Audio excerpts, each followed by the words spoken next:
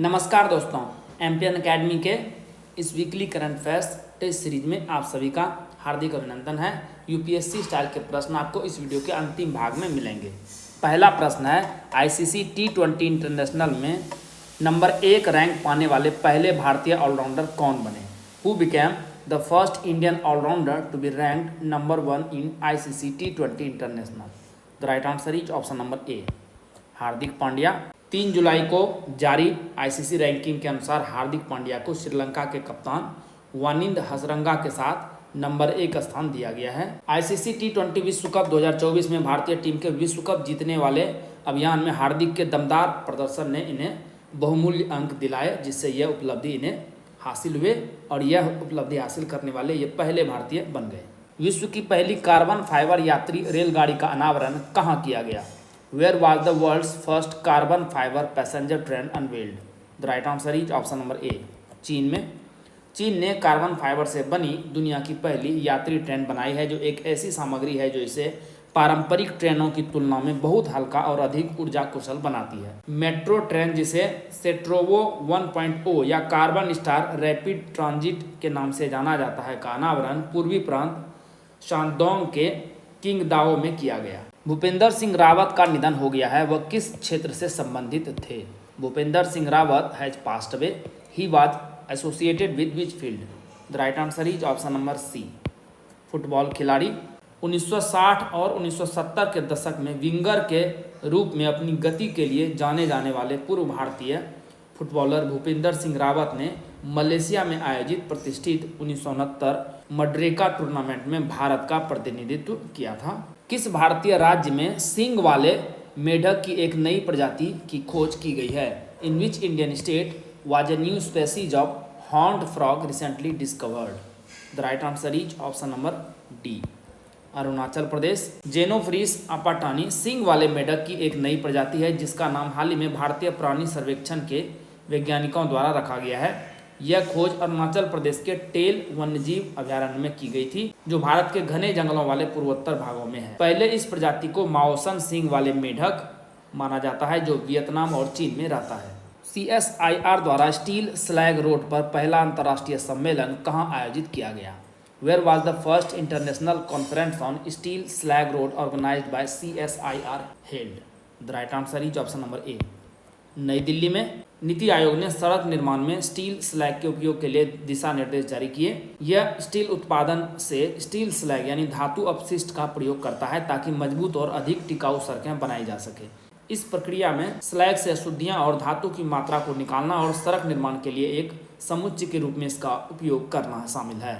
यह पर्यावरण के अनुकूल, लागत प्रभावी और टिकाऊ है। भारत की पहली स्टील स्लैग रोड सूरत में बनाई गई थी, ध्यान में रखिएगा। आर्टिफिशियल इंटेलिजेंस यानी कृत्रिम बुद्धिमत्ता तैयारी सूचकांक 2024 में भारत की रैंक क्या है? What is the India's rank in artificial intelligence preparedness index 2024?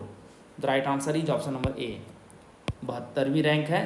अंतर्राष्ट्रीय मुद्रा कोष ने एक पूर्ण आर्टिफिशियल इंटेलिजेंस तैयारी सूचकांक डैशबोर्ड जारी किया है। यह उपकरण दुनिया भर के 174 देशों को इस आधार पर छांटता है और रैंक करता है कि वे AI का उपयोग करने के लिए कितने तैयार हैं। सिंगापुर को रैंक 1 दिया गया है। भारत का स्कोर है 0.49 और इसे रैंक मिली है 72। यदि आप 70वीं BPSC के लिए करंट अफेयर्स का PDF प्राप्त करना चाहते हैं तो इसके बारे में जानकारी यहाँ दी जा रही है। लेकिन आइए इससे पहले जानते हैं कि एमपीएन एकेडमी ऐप ही क्यों? क्योंकि हमने करके दिखाया है। दोस्तों, सबसे पहले हमने करंट अफेयर्स का PDF कोर्स लॉन्च किया था। 66वीं BPSC प्रीलिम्स एग्जाम में कुल 36 प्रश्न टैली हुए थे करंट अफेयर्स। बिहार SI की परीक्षा हुई थी 2021 में, क्योंकि उस साल BPSC का कोई एग्जाम हुआ ही नहीं था, तो दोनों शिफ्ट मिला के 31 क्वेश्चन टैली हुए थे। 67वीं BPSC प्रीलिम्स 2022 जो कि कैंसिल हो गया था और फिर उसका री एग्जाम हुआ था, दोनों मिला करके 59 क्वेश्चन टैली हुए थे। BPSC CDPO प्रारंभिक परीक्षा हुई थी 2022 में, तो उसमें भी 30 प्रश्न टैली हुए थे। तो आपने देखा कि on an average 30 questions tally हो रहे हैं करंट अफेयर्स से सिर्फ।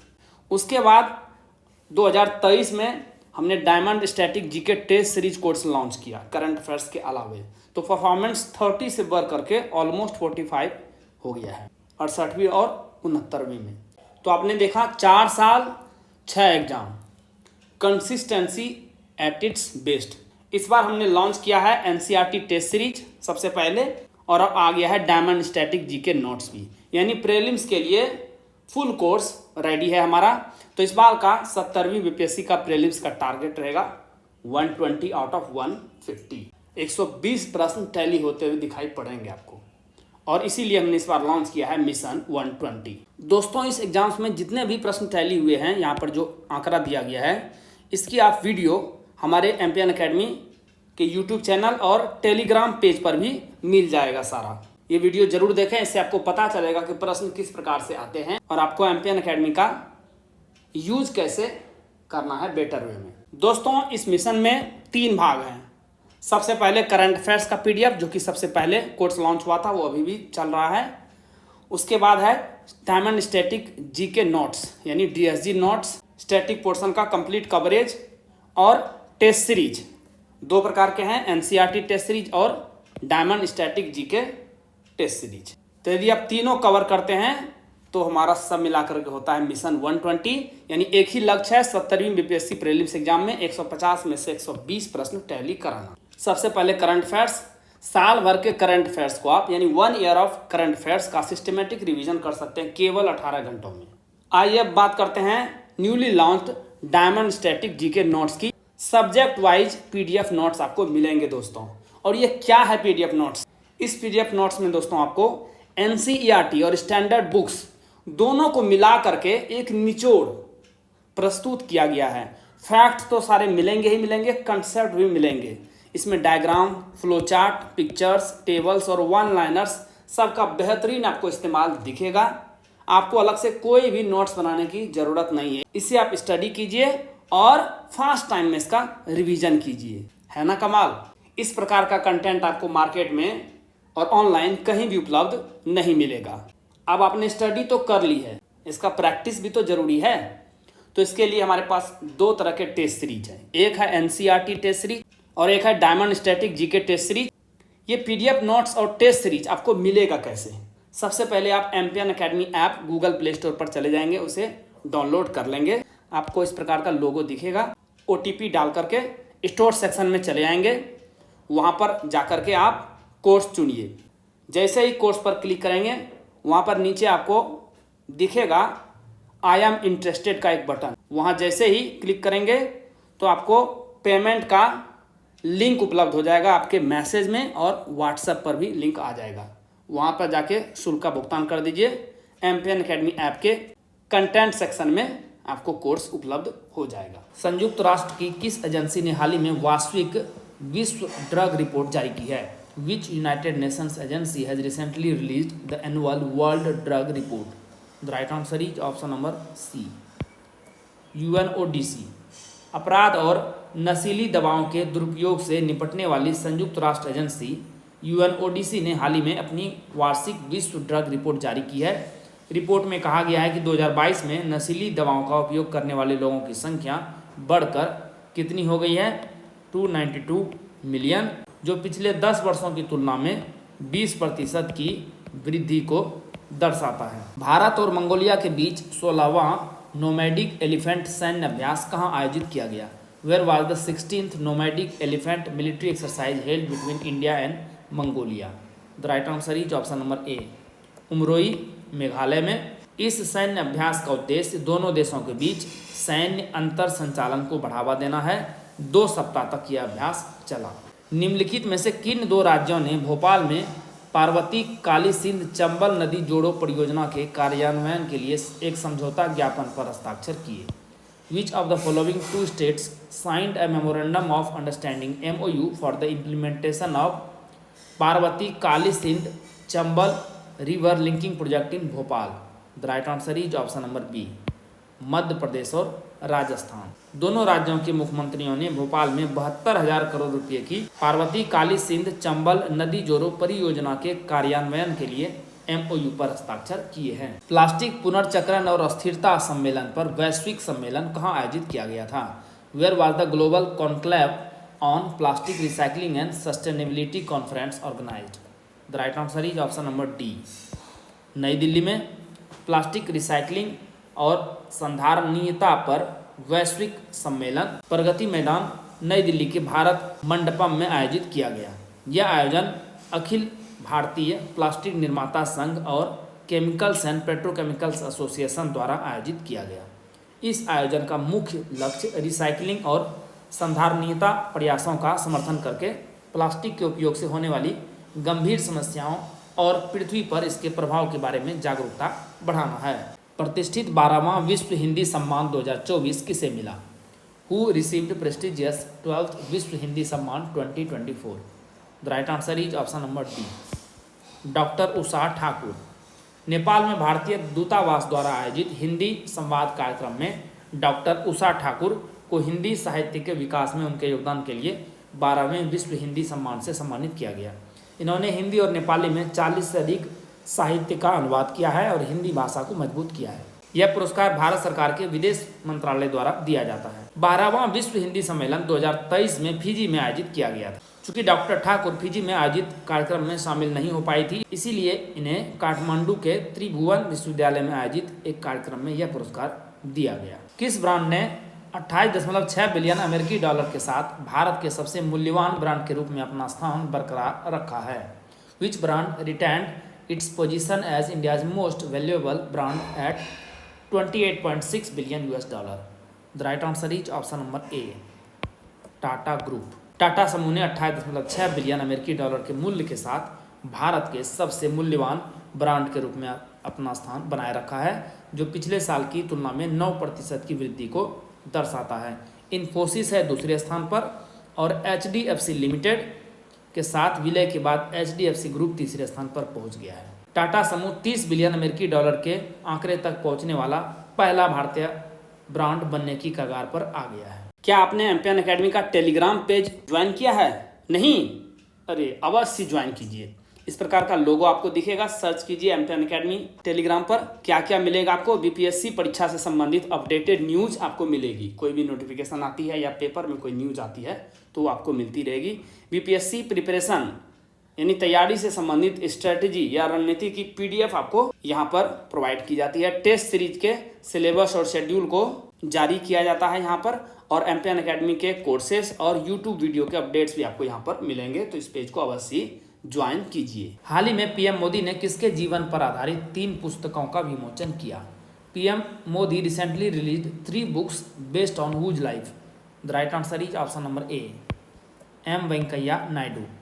प्रधानमंत्री नरेंद्र मोदी ने वीडियो कॉन्फ्रेंसिंग के जरिए भारत के पूर्व उपराष्ट्रपति एम वेंकैया नायडू के जीवन और यात्रा पर 3 पुस्तकों का विमोचन किया। पुस्तक विमोचन समारोह पूर्व उपराष्ट्रपति नायडू के 75वें जन्मदिन की पूर्व संध्या पर तेलंगाना के हैदराबाद में गाचीबोवली के अन्वया कन्वेंशन सेंटर में आयोजित किया गया था।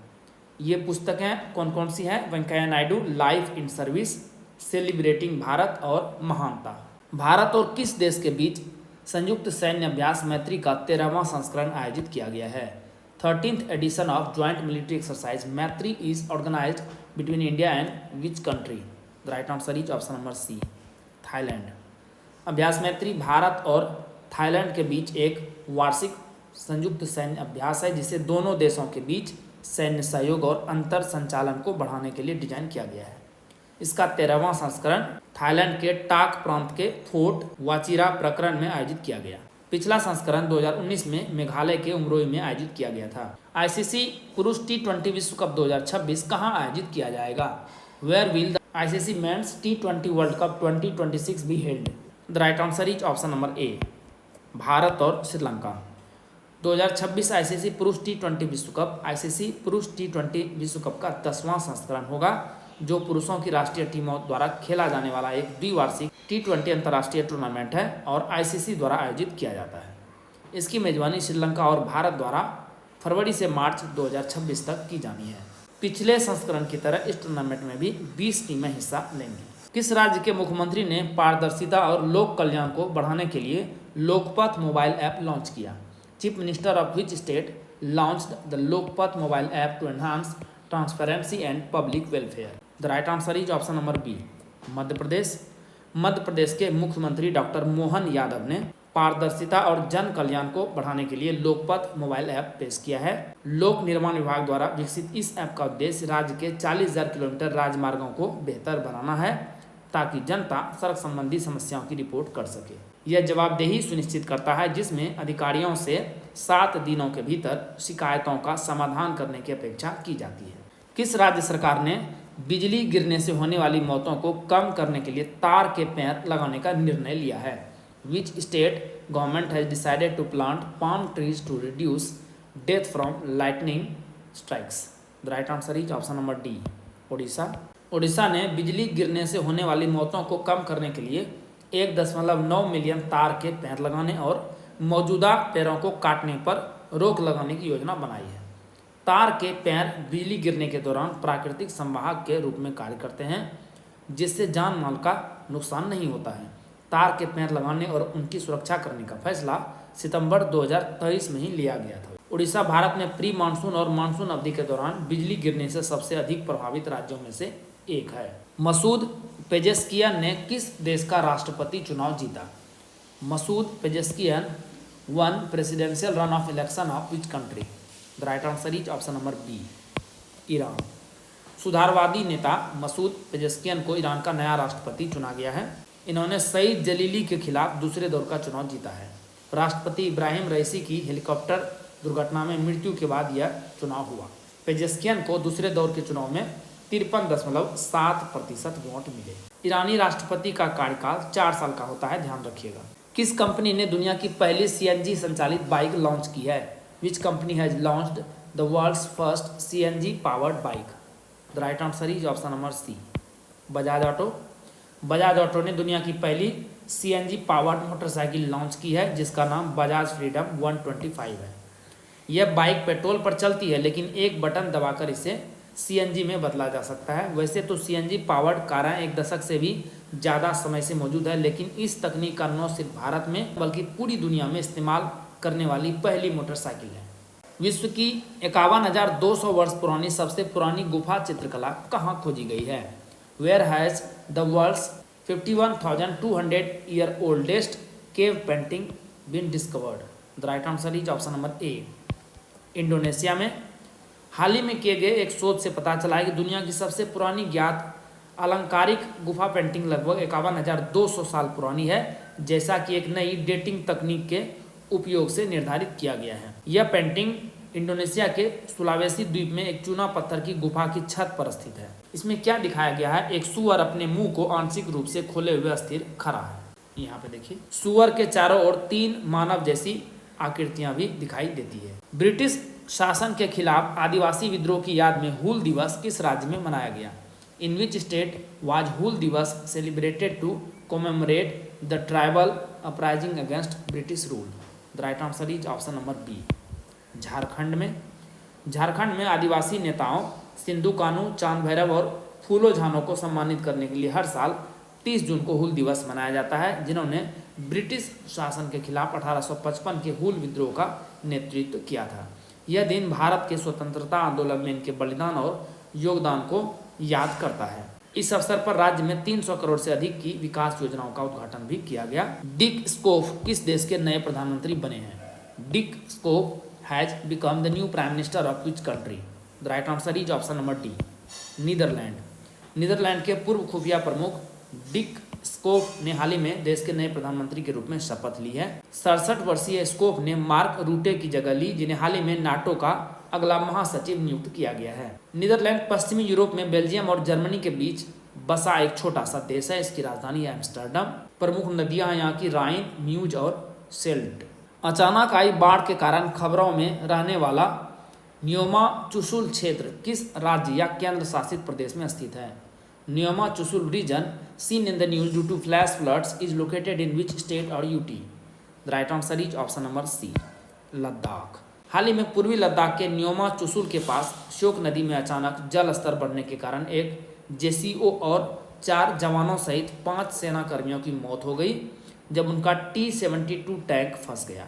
बचाव प्रयासों के बावजूद तेज धाराओं ने उन्हें बचाने में बाधा डाली। T-72 टैंक, जिन्हें शुरू में सोवियत संघ द्वारा डिजाइन किया गया था, बाद में T-72 अजेय के रूप में आधुनिक बनाया गया है, जो 2020 के गलवान संघर्ष के बाद लद्दाख में तैनात किया गया था। शोक नदी लद्दाख में सियाचिन ग्लेशियर के हिस्से रिमो ग्लेशियर से निकलती है। यह काराकोरम रेंज के साथ बहती है, गिलगिट बल्टिस्तान क्षेत्र में प्रवेश करती है और स्कार्दू, जो कि गिलगिट बल्टिस्तान में ही है, के पूर्व में केरिस में सिंधु नदी में मिल जाती है। इस नदी की कुल लंबाई देखेंगे 550 किलोमीटर है और इसकी मुख्य दाहिनी ओर की सहायक नदी लद्दाख में नुब्रा है। किस भारतीय शतरंज खिलाड़ी ने लियोन मास्टर्स शतरंज चैंपियनशिप 2024 जीती? Which Indian chess player won the Leon Masters chess championship 2024? The right answer is option number D, Viswanathan आनंद।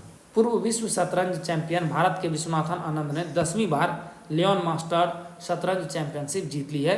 इन्होंने स्पेन के लियोन में खेले गए फाइनल में स्पेन के जैमे सेंटोस लतासा को 3-1 से हराकर 2024 लियोन मास्टर्स का खिताब अपने नाम किया। एनटीआर भरोसा पेंशन योजना किस राज्य सरकार द्वारा शुरू की गई है? NTR Bharosa pension scheme has been launched by which state government? The right answer is option number D, Andhra Pradesh. Andhra Pradesh के मुख्यमंत्री चंद्रबाबू नायडू ने एक लाभार्थी के घर जाकर पेंशन राशि प्रदान करके राज्य में एनटीआर भरोसा पेंशन योजना की शुरुआत की। टीडीपी अध्यक्ष और आंध्र प्रदेश के मुख्यमंत्री एन चंद्रबाबू नायडू ने अमरावती के तारेपल्ली ब्लॉक के पेनुमाका गांव में इस योजना की शुरुआत की। नंदमुरी तारक रामराव, जिसे एनटीआर के नाम से जाना जाता है, एक प्रसिद्ध तेलुगु फिल्म अभिनेता और निर्माता थे। वे 3 बार आंध्र प्रदेश के मुख्यमंत्री भी रहे थे। इन्होंने ही 1982 में तेलुगु देशम पार्टी की स्थापना की थी। आइए अब यूपीएससी स्टाइल के प्रश्नों को हल करते हैं। सीरो के संबंध में निम्नलिखित कथनों पर विचार करें। Consider the following statements regarding SIRO. कौन सा कथन गलत है यह बताना है। हिमालयन सीरो पूर्व, मध्य और पश्चिमी हिमालय में पाया जाता है, लेकिन ट्रांस हिमालय क्षेत्र में नहीं पाया जाता है, यह सही है कथन। यह IUCN रेड लिस्ट की संकटग्रस्त श्रेणी में है, नहीं यह गलत है, यह संवेदनशील श्रेणी में है। हाल ही में पश्चिमी असम के रायमोना राष्ट्रीय उद्यान में मुख्य भूमि सीरो के फोटोग्राफिक साक्ष्य कैद किए गए, यह भी सही है। तो कौन सा कथन सही नहीं है? ऑप्शन नंबर कथन 2 सही नहीं है, बाकी सब सही है। अराकू कॉफी के बारे में निम्नलिखित कथनों पर विचार करें। Consider the following statements about Araku coffee. कौन सा कथन सही है यह बताना है। यह आंध्र प्रदेश के अल्लूरी सीताराम राजू जिले में अराकू घाटी में उगाया जाता है, सही है। इसे Coorg arabica, Wayanad robusta, Chikmagalur arabica और बाबा बुध नगीरीस अरेबिका सहित भारतीय संकेत GI टैग प्राप्त हुआ है, बिल्कुल सही है यह। तो कौन सा कथन सही है? ऑप्शन नंबर सी, बोथ 1 और 2 दोनों सही है। अभी न्यूज में क्यों है? अराकू कॉफी को कैफे डे कोलंबिया प्रतियोगिता में बेस्ट रोबस्टा सहित अंतर्राष्ट्रीय पुरस्कार मिले हैं। इन्हें 2019 में GI टैग भी मिला था। डिजिटल इंडिया के संबंध में निम्नलिखित कथनों पर विचार करें। Consider the following statements regarding digital India. कौन सा कथन गलत है यह बताना है। इसे भारत को डिजिटल रूप से सशक्त समाज में बदलने के लिए सूचना और प्रसारण मंत्रालय द्वारा लॉन्च किया गया था। नहीं, सूचना और प्रसारण मंत्रालय द्वारा नहीं, बल्कि इलेक्ट्रॉनिक्स और सूचना प्रौद्योगिकी मंत्रालय द्वारा इसे लॉन्च किया गया था। ब्रॉडबैंड, हाईवे और मोबाइल कनेक्टिविटी तक सार्वभौमिक पहुंच डिजिटल इंडिया के 11 स्तंभों में से एक है, यह भी गलत है। डिजिटल इंडिया के 11 नहीं बल्कि 9 स्तंभ हैं। कौन कौन से? ब्रॉडबैंड, हाईवे, मोबाइल कनेक्टिविटी तक सार्वभौमिक पहुंच, सार्वजनिक इंटरनेट पहुंच, ई गवर्नेंस, ई क्रांति, सभी के लिए सूचना, इलेक्ट्रॉनिक्स, विनिर्माण, नौकरियों के लिए IT और अर्ली हार्वेस्ट प्रोग्राम। सो दोनों कथन गलत है, ऑप्शन नंबर सी सही होगा। लाइफाई तकनीक के संदर्भ में निम्नलिखित कथनों पर विचार करें। With reference to LiFi technology consider the following statements. कौन सा कथन सही है यह बताना है। लाइफाई में सूचना प्रसारित करने के लिए LED का उपयोग किया जाता है, जो आमतौर पर प्रकाश के लिए उपयोग किया जाता है, बिल्कुल सही है यह एक वायरलेस संचार तकनीक है जो डेटा संचरण के लिए दृश्य प्रकाश, विशेष रूप से LED बल्बों का उपयोग करती है, यह भी सही है। इसका आविष्कार प्रोफेसर हेराल्ड हास ने 2011 में किया था, यह भी कथन सही है। तो सभी सही है, ऑप्शन नंबर डी सही जवाब होगा। न्यूज में क्यों है अभी? हाल ही में रक्षा मंत्रालय ने भारतीय नौसेना के भीतर संचार चुनौतियों का समाधान करने के लिए वेलमिनी की लाइफाई तकनीक को लागू किया है। लाइफाई, जिसे लाइट फिडेलिटी कहा जाता है, एक वायरलेस संचार तकनीक है जो डेटा ट्रांसमिशन के लिए दृश्यमान प्रकाश यानी विशेष रूप से LED बल्ब का उपयोग करती है। दोस्तों, जैसा कि बताया गया है, इस वीडियो लेक्चर का PDF आपको हिंदी और इंग्लिश दोनों भाषाओं में अलग अलग फुल डिस्क्रिप्शन के साथ MPN Academy ऐप पर मिलेगा। दोस्तों, आप इन PDF के सारे इस वीडियो लेक्चर को आसानी से 5 से 6 मिनट में रिवाइज कर पाएंगे, जिससे आपका बहुत सारा समय बचेगा, जिससे आप स्टैटिक पोर्शन पर खर्च कर सकते हैं और अपने टाइम को बेटर मैनेज कर सकते हैं। एमपीएन अकेडमी ऐप का लिंक आपको इस वीडियो के डिस्क्रिप्शन बॉक्स और पिन कमेंट सेक्शन में मिल जाएगा। आइए अंतिम प्रश्न को हल करते हैं। माउंट एटना के बारे में निम्नलिखित कथनों पर विचार करें। Consider the following statements about mount Etna.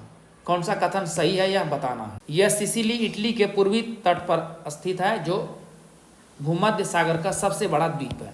बिल्कुल सही है यह। इसे 2014 में विश्व धरोहर स्थल घोषित किया गया था। नहीं, यह गलत है। इसे 2013 में किया गया था विश्व धरोहर स्थल। तो सही जवाब है ऑप्शन नंबर ए, केवल पहला कथन ही सही है। चर्चा में भी क्यों है। यूरोप के सबसे बड़े सक्रिय ज्वालामुखी माउंट एटना के फटने के बाद हाल ही में इटली के सिसिली द्वीप पर स्थित कैटेनिया हवाई अड्डे को बंद कर दिया गया है। दोस्तों, इसी के साथ साप्ताहिक करंट अफेयर्स टेस्ट सीरीज के इस संस्करण को समाप्त करने की आपसे इजाज़त चाहूँगा। वीडियो देखने के लिए बहुत बहुत धन्यवाद। Thank you very much. जल्द ही मिलते हैं अगले वीडियो में। All the best for your exam preparation.